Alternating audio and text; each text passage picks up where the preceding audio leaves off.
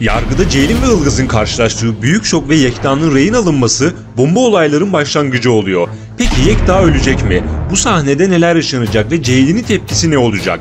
Ilgaz ise hiç ummadığı bir sürprizle daha karşılaşacak. Bu işi yapanların ucu kime dayanıyor?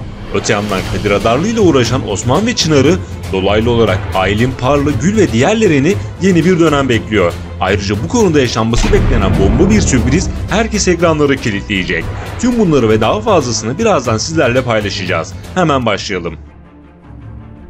İlk olarak Yargı dizisinin büyük başarısını tebrik ederek başlayalım. Uluslararası Emmy ödüllerinde en iyi telenovela dalında ödül alan Yargı, 3 sezondur süren başarısını tüm dünyaya gösterdi ve Kara Sevda ve Şahsiyet'in ardından ödülü kazanan 3. Türk dizisi olarak tarihe geçti. Umarız bu başarıların devamı gelir. Şimdi gelelim asıl konumuza. Bir yandan Tülin olayı, bir yandan dizi setindeki oyuncunun şüpheli ölümü ve son olarak motorlu kuryenin ölümü aynı mevzuya bağlandı. İşin içinde mafya var ve ambulans şoförü kılığına giren katil köşeye sıkışacağını anlayınca kritik bir hamle yaparak Yekta'yı rehin aldı ve ofiste bulunanları çaresiz bıraktı. Katil aynı zamanda Tilmen Hukuk'un kapılarını kapattı ve Ilgazlar operasyon için geldiklerinde içeri girmeleri fazlasıyla zor olacak. Bu nedenle çatıdan girmeyi deneyeceklerdir. Peki bu sahnede rehin alınan Yekta'ya bir şey olacak mı? Elbette Yekta'nın ölmesi beklenmiyor. Zaten Pars'tan sonra Yekta da diziden ayrılırsa büyük bir eksiklik olur. Çünkü Yekta dizinin bel kemiği karakterlerinden biri. Belki de bu sahne Yekta için bir fırsat olur. Bildiğiniz gibi geçmişte yaşanan bir olaydan dolayı Ceylin Yekta ile arasını bozdu. Yekta da bu sahnede çok kritik bir hamle yaparak hem Ceylin'i hem de Özge ile Mercan'ı bu zor durumdan kurtarabilir.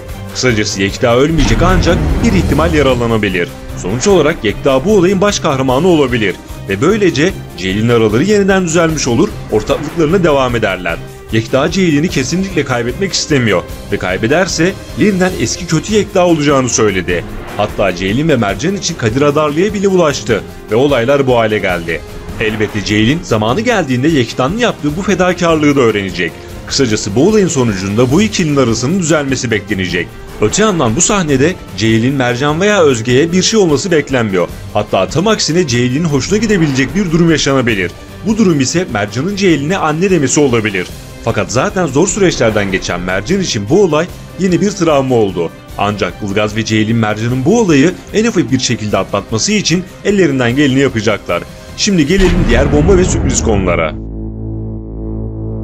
Dikkat ettiyseniz ambulans şoförü kılıklı katil sahneye çıktığında ve işin içinde mafyanın olduğu anlaşılınca Kadir Adarlı'nın müziği çaldı. Bu da akıllara acaba bu yolun sonu Kadir Adarlı'ya mı çıkacak sorusunu getirdi. Bu sadece bir ihtimal. Ancak bu ihtimal gerçeğe dönüşürse ve katil sorguya alınıp patronlarının Kadir Adarlı olduğu ortaya çıkarsa işte o zaman bomba senaryolar yaşanır. Çünkü bu şekilde savcıların ve emniyet güçlerinin mafyayla yaşanacak gerilim dolu sahneleri ortaya çıkacak. Bir yandan da Osman, Çınar ve Yekta'nın Kadir Adarlı ile olan mevzusu ve Can'ın öldürülmesi var. Bu nedenle yakın zamanda Ilgaz, Ceylin, Metin Amir, Eren ve diğerlerinin Kadir Adarlı ile yollarının kesişmesi bekleniyor. Elbette bu durumun baş sorumluları Osman ve Çınar olacak. Osman, Kadir Adarlı'ya borcunu ödemek için villayı, arabayı ve yazlığı sattı. Fakat bu işten sıyrılmaları kolay olmayacak. Çünkü Kadir Adarlı'nın elinde gizlice çekilen fotoğraflar var. Yani Çınar'ın da dediği gibi giderek bataklığa batmaya devam edecekler ve birbirinden sürpriz olaylara dahil olacaklar. Diğer yandan yine başta Osman olmak üzere Aylin, Parla ve Gül için eskiye dönüş başlıyor. Zengin ve lüks hayat bitiyor ve bu durum Parla'yı, Gül'ü ve özellikle Aylin'i fazlasıyla derinden etkileyecek. Durumlar böyle olunca tüm bu olanlar bütün ailede yankılanmaya başlayacak ve tüm aile bireyleri zamanla bu olaya dahil olacak. Bu da beraberinde birçok sürprize sebep olacak. Son olarak Merdan'ın adım adım takip ettiği Defne yeni sıkıntılı olaylara yelken açacak. Tuğçe ve Savcı Efe ise yeni başlayan ilişkilerini bir adım öteye götürecekler ancak bu konuda ilerleyen süreçte Eren'in sahneye çıkarak bu duruma yön vermesi beklenecek. Ne de olsa zamanında Tuğçe Eren'i Dilek'ten kıskanıyordu. Şimdi ise kıskanma sırası Eren'de.